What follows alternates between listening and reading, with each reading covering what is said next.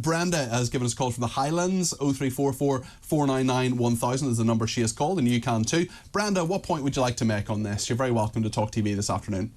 Thank you very much. What I would like to say, I'm actually appalled at the way you're all discussing Prince Harry. OK, I realise he is an adult now and can make his own decisions. But the reason, I know you're laughing, I can see you here on the television, but you forget he was a 9-year-old child when his mother died. And unfortunately, because of his situation, being a prince of the so-called United Kingdom, he was not allowed to grieve as a normal 9-year-old child who had just lost a parent. Brenda, Brenda, just let me finish, please. Sure, go ahead. Finish. Right. Now, that young boy of 9 years old was not allowed to grieve. He was made to walk behind his mother's coffin. And I actually think that was cruel. I think that was cruel too, Brenda. But Brenda, we have spoken about this. We have been discussing the fact that in many respects Harry is a damaged young man who has gone through so much in his life, and perhaps the people surrounding him in America should stop exploiting him. You ask people to phone in, but you do not allow them to speak. Brenda, we're letting you speak. Do you want to respond to what Alex has had to say there? Yes, because she has her own opinion, and so have I. And to be honest, just because she is there and she thinks that she is on television, it doesn't make her right what she says. We are all entitled to opinion. Absolutely, Brenda, but I want to know from you, Brenda. Brenda. I would agree that Prince Harry, perhaps, since he has got older, he has probably not dealt with in the way I think he should have. But there was another comment made that, oh, look at Prince William, look how he... Yes, we all deal with things in different ways. Unfortunately, we cannot all deal with things the same way. Some people are more vulnerable than others. Can I ask you one question, Brenda? Can I ask you one question? Yes. So, in terms of how Prince Harry, first of all, we have expressed our sympathy for Prince Harry and the fact, exactly what you said there in terms of walking behind the coffin. We thought that was dreadful. We think it's awful. People, as you correctly say, definitely deal with exactly the same thing, exactly the same experience in very different ways. What I would question, Brenda, and what I want to ask you and get your opinion on, is all of this stuff, all of putting everything out in the public domain, doing these Netflix series, talking about his grief very, very publicly. I mean, couldn't he have done that in private? Why does he need to do it publicly? I think perhaps the royal family they deal with things differently from what other normal human beings do. They seem to think that everything they do cannot be questioned. And they seem to think that whatever they do is right. Now, at the end of the day, they're all human beings. They're made of flesh and blood like the rest of us. We all come into the world in the same way. We all go out in the same way. And perhaps sometimes a wee bit sort of humanity should be shown, because that is not what is happening here. And unfortunately, I'm not saying Prince Harry, especially since he got married to Meghan, things have not perhaps been dealt with in the way they should have. But perhaps if they had met each other, if the Buckingham Palace or the powers that be there and Prince Harry could have met and discussed things, well, perhaps things would not have been the way they are now. Do you not agree, Brenda, that Harry could have done things slightly differently, that there are mistakes that he has made? Yes, I agree with that, but I think perhaps things could have been done differently on the other side as well. This thing with the palace always says, what is it? Never complain, never explain. No, okay, that is fine.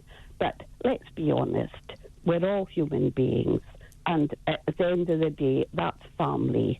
And it's all very well them the stiff upper lip and all this, and not. That is wrong, because they should have been able to meet and discuss things.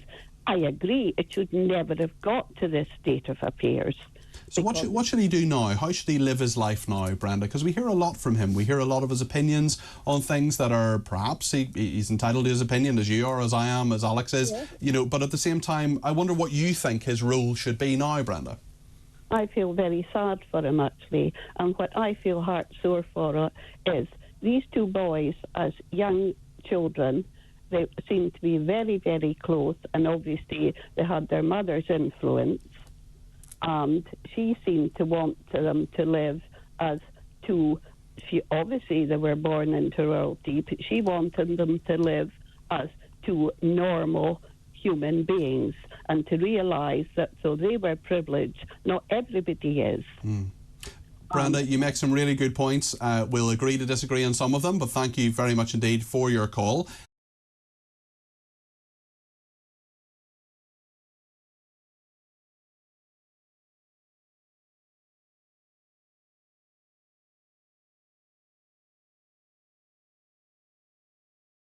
Welcome back to the Harry and Meghan Tales, your go-to channel for everything Meghan and Harry, where we uncover the truth and tackle the relentless narratives spun by the British media.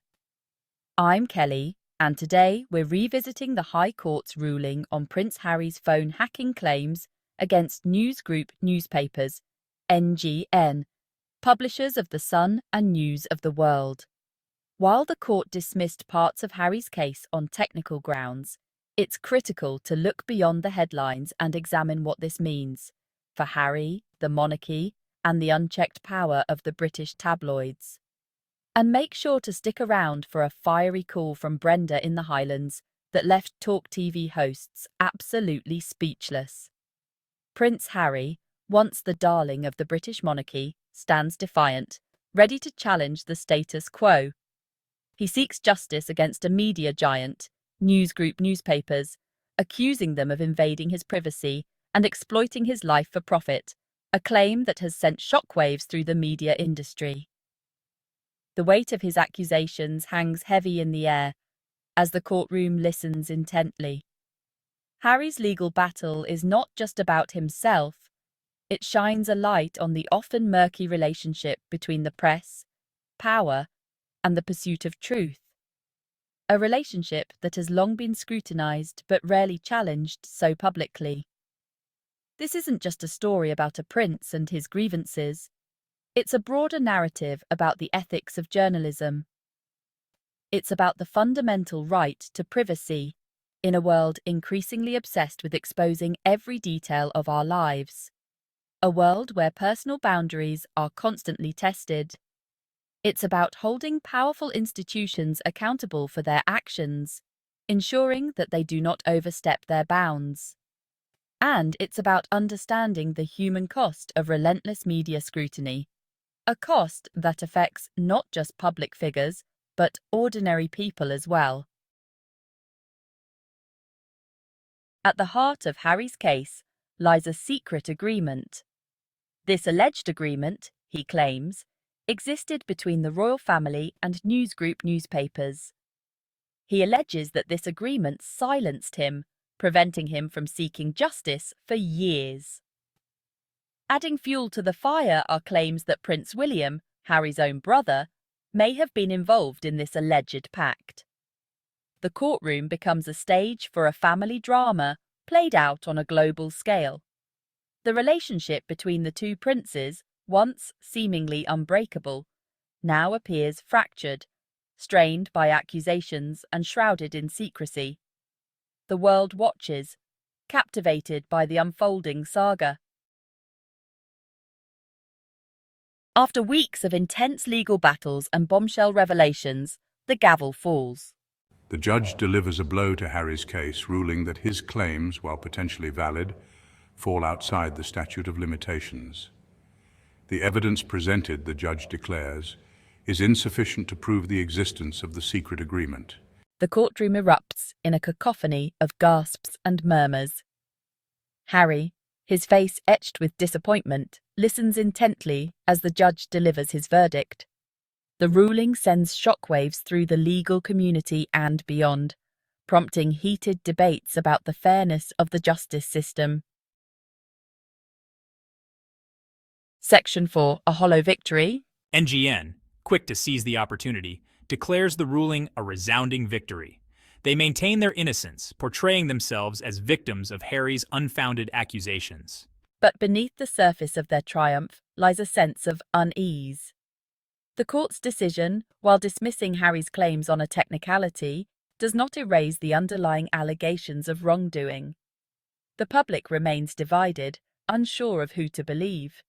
The case, far from being over, has ignited a firestorm of debate about media ethics, accountability, and the power of the press.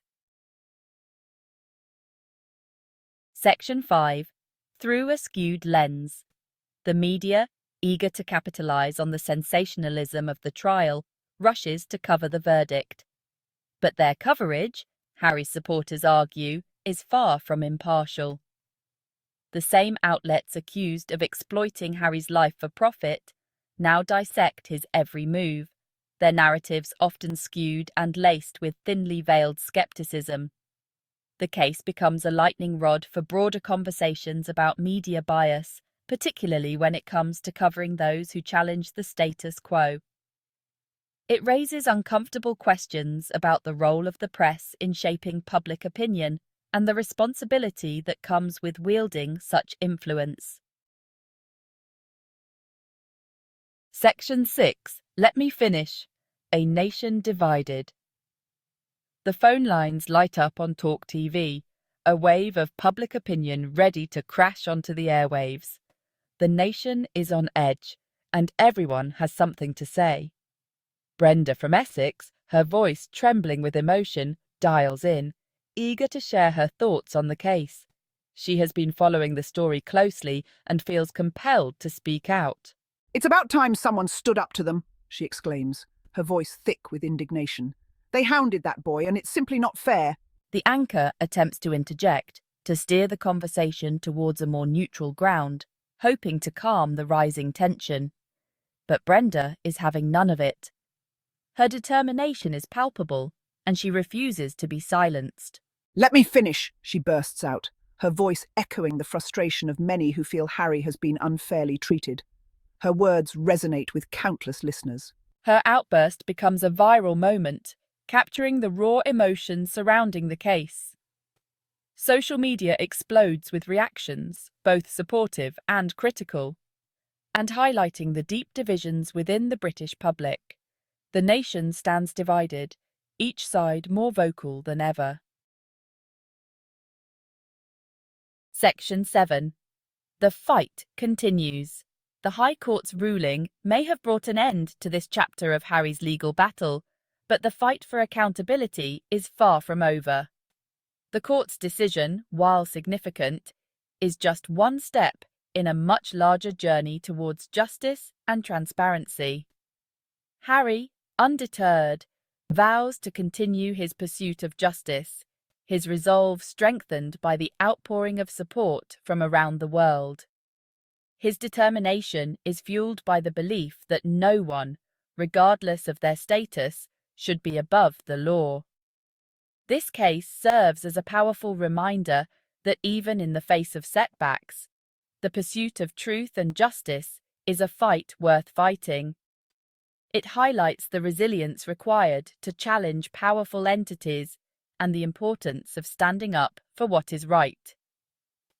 It underscores the importance of holding those in power accountable and protecting the fundamental right to privacy.